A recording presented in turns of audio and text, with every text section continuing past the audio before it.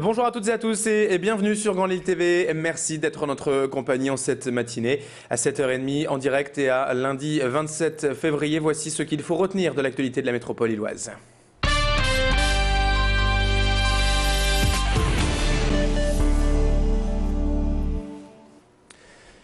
Et on démarre tout d'abord cette édition avec ces images étonnantes tournées hier par Julie Sicot près de la citadelle, le long de la Deule.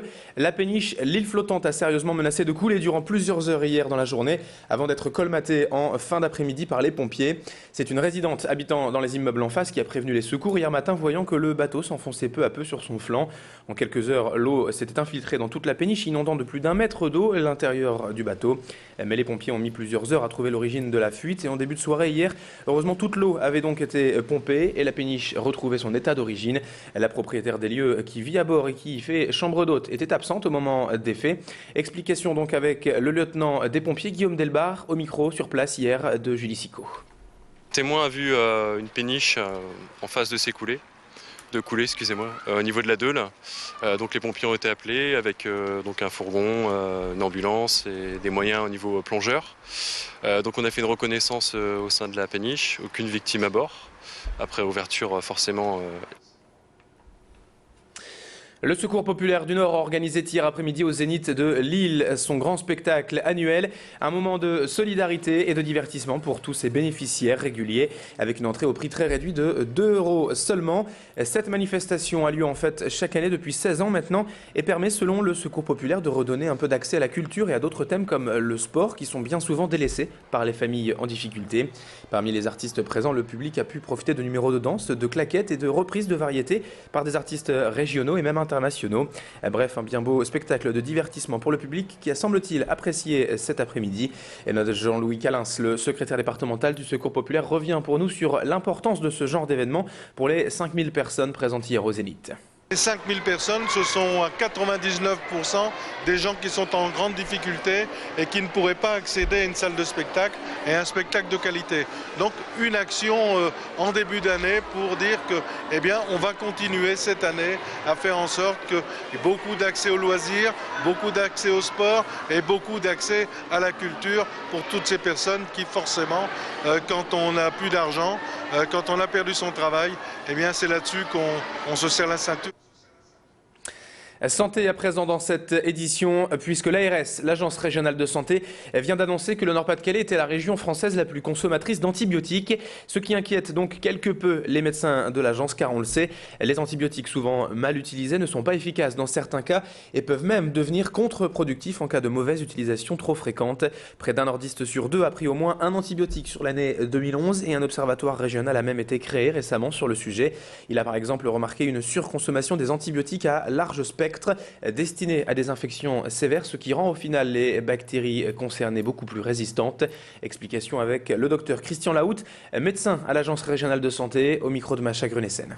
C'est vrai que d'une façon générale, la population du Nord-Pas-de-Calais est en moins bonne santé que d'autres régions, ça c'est quand même le premier point. Le deuxième point, c'est que les antibiotiques sont encore considérés comme un médicament un petit peu miracle, sont souvent prescrits en conséquence par précaution ou sont demandés même par les patients. Or, il faut savoir qu'un certain nombre d'infections, en particulier virales, ne nécessitent pas d'antibiotiques. Le sport à présent pour terminer cette édition avec du football. Tout d'abord, hier soir, le LOSC jouait la 25e journée de Ligue 1 et son 3e match à l'extérieur de la semaine. Cette fois-ci en Bretagne, à Rennes, donc hier soir. Et les Lillois ont bien failli l'emporter pour la 3e fois de suite à l'extérieur sur le même score de 1-0. Mais Rennes a égalisé dans les dernières minutes alors que Lille menait donc 1-0 depuis la première mi-temps et jouait à 11 contre 10. C'est tout de même un bon résultat chez un concurrent direct pour les places européennes pour les Lillois, mais avec ce match nul, le LOSC manque tout de même l'occasion de se rapprocher encore un peu plus des leaders. Les Lillois restent donc aujourd'hui à 7 points du leader Montpellier et à 6 points de la 2e place tenue par le Paris Saint-Germain. Prochain match pour les Dogs, ce sera samedi à domicile avec la réception d'Auxerre. Le sport toujours et le basket, cette fois le LMBC recevait Antibes vendredi soir au Palais Saint-Sauveur et deuxième défaite d'affilée malheureusement pour les Lillois, battu donc 68-72 ce week-end mais qui reste tout de même 6e au classement de la Pro B. Un match très serré ce week-end face à des joueurs d'Antibes décidément redoutables à l'extérieur puisqu'ils restaient sur 2 victoires de suite en déplacement. Mais même prévenus, les Lillois ont quand même dû s'incliner sous les yeux de notre reporter Clément Carion vendredi soir. Il est allé également interroger l'entraîneur du LMB à l'issue du match. On écoute la réaction de Fabien Romeyer qui revient donc sur cette défaite, ses impressions après le match vendredi. Un gros sentiment de frustration parce qu'on voulait bien prolonger notre série à domicile.